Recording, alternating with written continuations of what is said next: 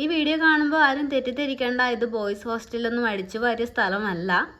പകരം നമ്മുടെ കേരളത്തിലെ മറ്റ് ജില്ലകളിൽ നിന്നും പഠിക്കാനായിട്ട് 3 പെൺകുട്ടികൾ വരികയും ആ പെൺകുട്ടികൾക്ക് ഒരു വീട് വാടകയ്ക്ക് കൊടുത്തതാണ്. അതിനുശേഷം ആ പെൺകുട്ടികൾ അവിടെ നിന്ന് ഒഴിഞ്ഞു പോയതിന് ശേഷം ആ വീടിൻ്റെ ഓണർ അവിടെ വൃത്തിയാക്കിയപ്പോൾ കിട്ടിയ സിഗരറ്റ് കുറ്റികളും അതിൻ്റെ പാക്കറ്റുകളാണ് ഇപ്പോൾ ഈ വീഡിയോ നമുക്ക് കാണാൻ സാധിക്കുന്നത്.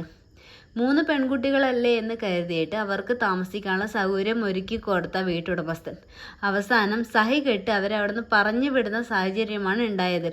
അർദ്ധരാത്രിയിൽ പോലും ആൺകുട്ടികൾ അവരുടെ കോമ്പൗണ്ടിനകത്ത് കണ്ട സാഹചര്യത്തിലാണ് അതിൻ്റെ ഓണർ ആ പെൺകുട്ടികളെ അവിടെ നിന്ന് പറഞ്ഞു വിട്ടത്.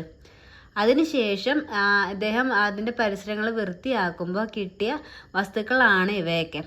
ഇത് പറയാൻ തന്നെ കാരണം, ഒരുപാട് കുട്ടികൾ, ആൺകുട്ടികളായാലും പെൺകുട്ടികളായാലും പുറം സ്ഥലങ്ങളിലൊക്കെ പോയി പഠിക്കുന്ന ആൾക്കാരുണ്ട്. അപ്പോൾ ഒരുവിധം എല്ലാ പാരൻസും ഒരുപാട് സ്വാതന്ത്ര്യങ്ങൾ കൊടുത്തുകൊണ്ടൊക്കെയാണ് മക്കളെ വളർത്തുന്നത്. ഇന്നത്തെ കാലത്തിനൊപ്പം പോകണം എന്ന ഒരു ചിന്താഗതിയാണ് മിക്ക പാരൻസിനും ഉള്ളത്. അപ്പോൾ ഇങ്ങനെയൊക്കെ ചിന്തിക്കുന്ന പാരൻസ് തങ്ങൾ കൊടുത്ത സ്വാതന്ത്ര്യം അവർ ചൂഷണം ചെയ്യുന്നുണ്ടോ എന്ന് കൂടി അന്വേഷിക്കേണ്ട ഉത്തരവാദിത്തം ഓരോ പാരൻസിനും ഉള്ളതാണ്. ശരിയല്ലേ?